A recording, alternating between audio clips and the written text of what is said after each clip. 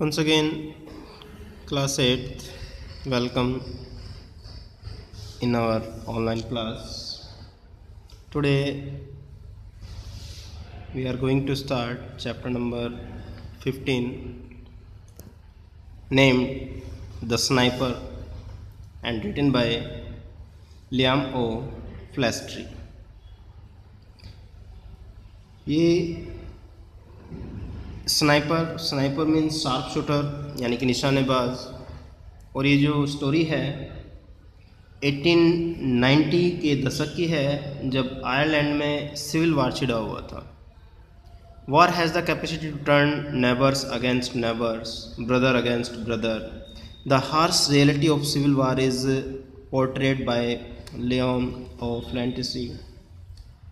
Flirty in the famous short story the sniper. और इस chapter के माध्यम से writer Liam O'Flaherty wants to teach us that the war has the capacity to turn neighbors against neighbors, कि जो war होते हैं, युद्ध होता है, इसके अंदर कैपेसिटी होती है कि ये एक पड़ोसी को पड़ोसी के विरुद्ध कर देता है, एंड ब्रदर अगेंस्ट ब्रदर, और भाई को भाई के विरुद्ध खड़ा कर देता है। द हार्श रियलिटी, ये एक कठोर सत्य है सिविल वार का, is portrayed by Liam O'Flaherty, जो कि दर्शाया गया है लियम ओ फ्लैटली के द्वारा इस स्टोरी द स्नाइपर के माध्यम से। So let's start. The long time Twilight faded into night. Dublin lay enveloped in darkness, but for the dim light of the moon that shone through fleecy clouds, casting a pale light as of approaching dawn over the street and the dark waters of the life. Around the beleaguered forecourts, the heavy guns roared here and there through the city. Machine guns and rifles broke the silence of the night, spasmodically like dogs barking on lone farms. Republicans and free staters were waging civil war. तो जैसा कि मैं आपको बता चुका हूँ, this story is related to Ireland civil war at 1890। तो ये एक सोल्जर की कहानी है, सिपाही की कहानी है। स्टार्टिंग में बताया गया है कि the long time to light it faded the night, जो दिन का लंबा समय है वो लगभग गुजरने वाला है और रात्रि होने वाली है। ड्यूबिन ले एनवलप्ड इन डार्कनेस।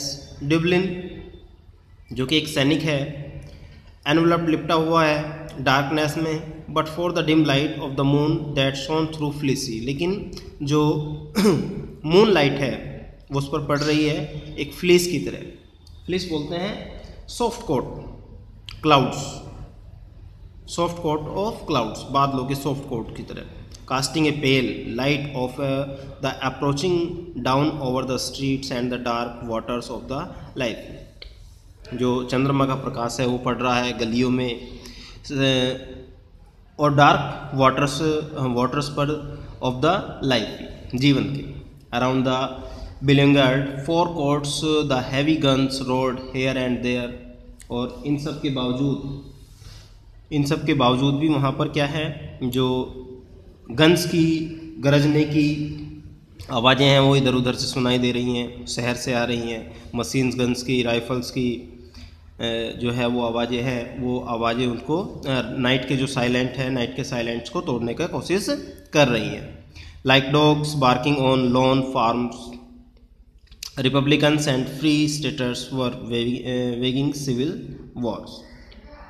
रिपब्लिकन्स यानी कि जो आज़ादी की डिमांड्स कर रहे हैं, एंड फ्री स्टेटर्स की डिमांड कर रहे हैं, वर वेगिंग सिविल वार्स, उसमें वेगिंग जो सिविल वार्स है गृह युद्ध में भागीदारी कर रहे हैं, गृह युद्ध की डिमांड कर रहे हैं, गृह युद्ध वहाँ पर जारी है।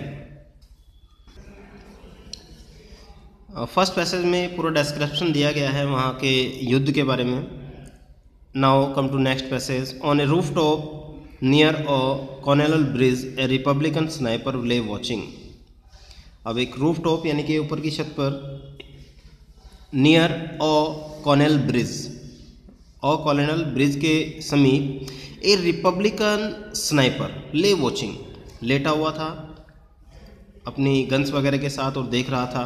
बिसाइड्स हिम ले his rifle and over his shoulders was slung a pair of field glasses, उसकी राइफल उसके साथ में है और उसके जो शोल्डर्स हैं उस पर slung a pair of field glasses भी फहरा रहे हैं। Was slung a pair of field glasses, his face was the face of a student, thin and ascetic, उसका जो चेहरा है एक स्टूडेंट के चेहरे के जैसा है और लेटा हुआ है, पतला है, थिन पतला है, and ascetic ascetic one who denies himself pleasure,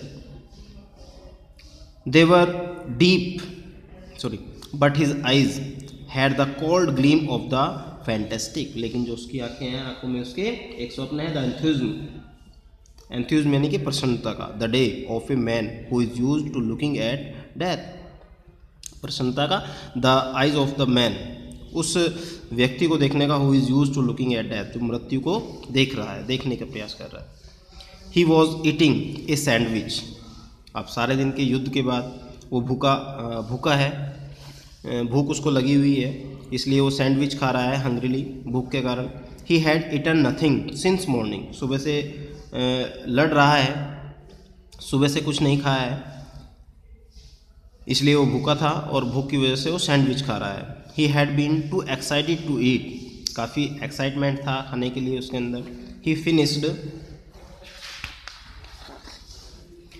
the sandwich and taking a flask of whiskey from his pocket, he took a short draught, sandwich को उसने कंप्लीट किया, अपने सैंडविच को खाया, and taking a flask of whisky, whisky की एक flask निकाली अपने पॉकेट से, ही टुक ए शॉर्ट ड्रॉट, और हल्की सी उसमें से एक शिप लिया। Then he return the flask of his pocket, और उसके बाद उसने अपने जो फ्लास्क था उसको वापस पॉकेट में रख लिया। He paused for a moment considering whether he should risk a smoke, it was dangerous, the flask might be seen in the darkness and there were enemies watching, he decided to take the risk।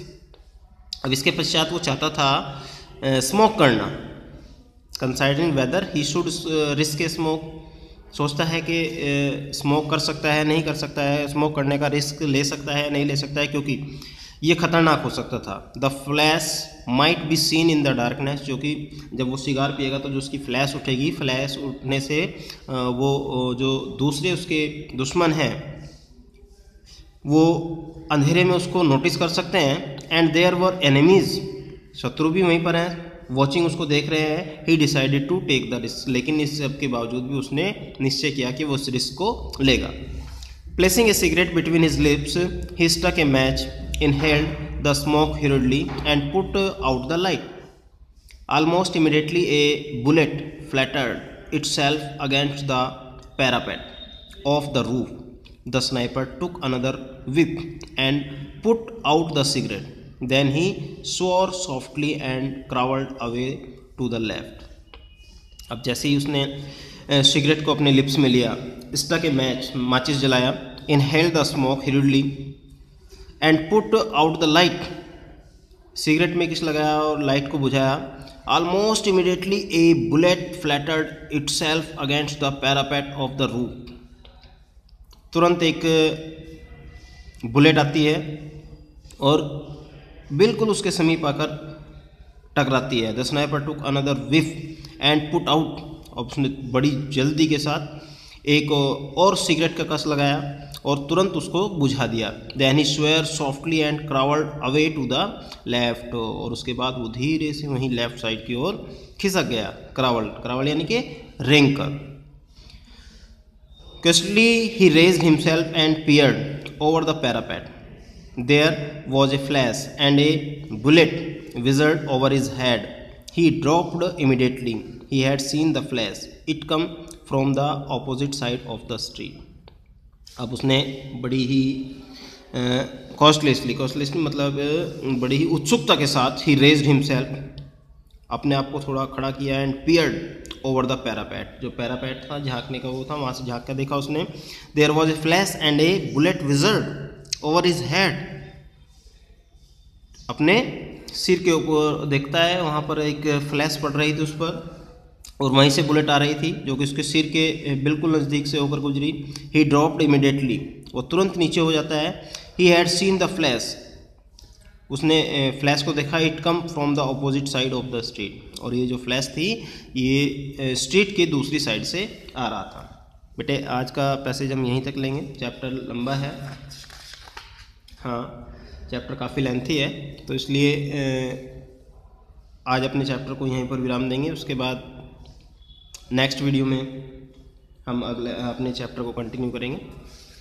आप chapter को यहीं तक complete करके चलेंगे। अब आपके लिए एक और मैसेज है। There are I think 18, 17 and 18 chapters, हाँ 18 चैप्टर्स हैं आपके इस बुक में। हमें 20 to 30% इसमें से छोड़ना भी है, कंप्लीट बुक नहीं करना है। 20 to 30% नेक्स्ट वीडियो में हम डिस्कस करेंगे, क्या हमें पीछे हमने क्या छोड़ दिया और आगे हमें अभी क्या छोड़ना है। लेकिन तब तक आप अपने वर्क को कंप्लीट करें और लर्निंग का कार्य भी जारी रखें, ठीक है, क्योंकि अब धीरे धीरे सेशन का भी एंड होने वाला है, आपके फाइनल एग्ज़ाम्स की ओर आप लोग बढ़ रहे हैं। फाइनल एग्ज़ाम्स की तैयारी के लिए आप स्वयं को तैयार करते हैं। तो ओके, आज के लिए इतना ही, बाय।